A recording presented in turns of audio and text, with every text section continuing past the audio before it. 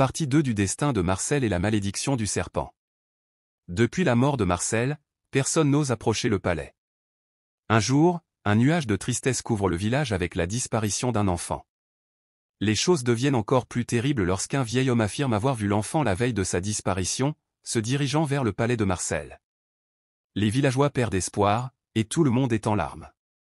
C'est alors que Doris, l'homme méprisé par les villageois pour sa pauvreté mais reconnu pour son courage, décide d'entrer dans le palais. Doris pénètre dans la grande demeure, où l'air est chargé de tension.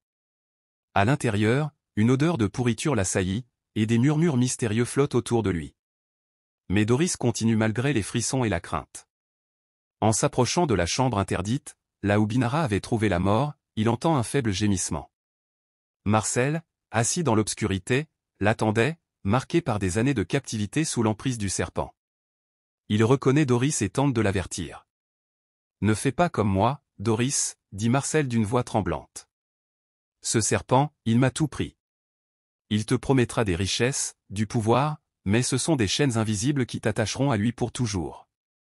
Je suis devenu son prisonnier, incapable de fuir. Binara est morte à cause de ma folie. Tu dois fuir, Doris, avant qu'il ne soit trop tard. » Les paroles de Marcel résonnent dans l'esprit de Doris. Pendant un instant, il hésite. Le regard implorant de Marcel est plein de souffrance, et ses mots portent une vérité lourde. Mais Doris, en lui-même, décide qu'il prendra de l'argent pour fuir ensuite le serpent.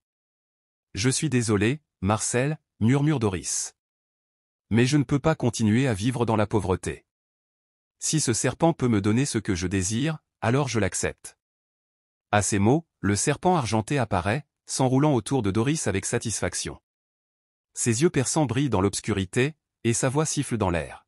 « Très bien, Doris.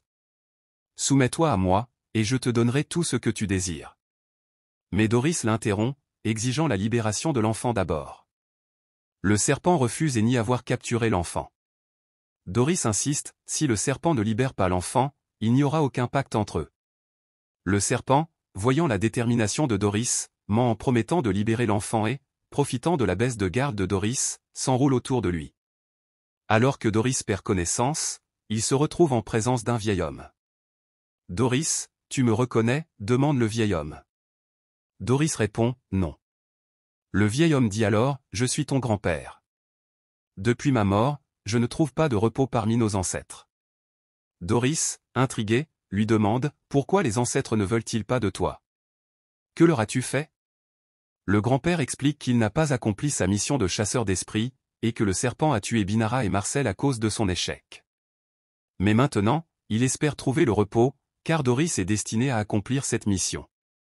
Doris se réveille, entourée du serpent, qui lui répète « Très bien, Doris.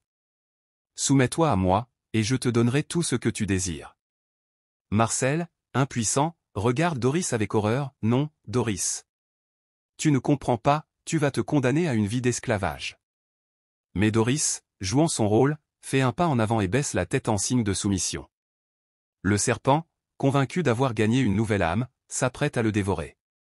Ce qu'il ignore, c'est que Doris n'a jamais eu l'intention de se soumettre. Utilisant un pouvoir ancien, il piège le serpent dans une bouteille enchantée.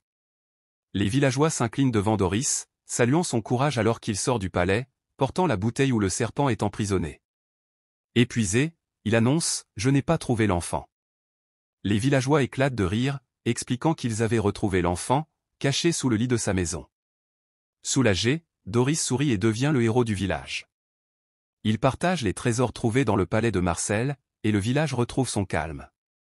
Les âmes, autrefois prisonnières du serpent, rejoignent leurs ancêtres, et le grand-père de Doris, fier de lui, est finalement accepté parmi les esprits de ses aïeux.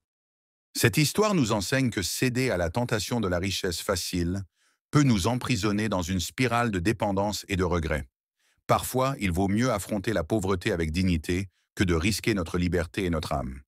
Si vous avez aimé cette histoire, abonnez-vous pour en découvrir d'autres. Et souvenez-vous, le véritable pouvoir vient de la sagesse et du courage, pas de promesses trompeuses.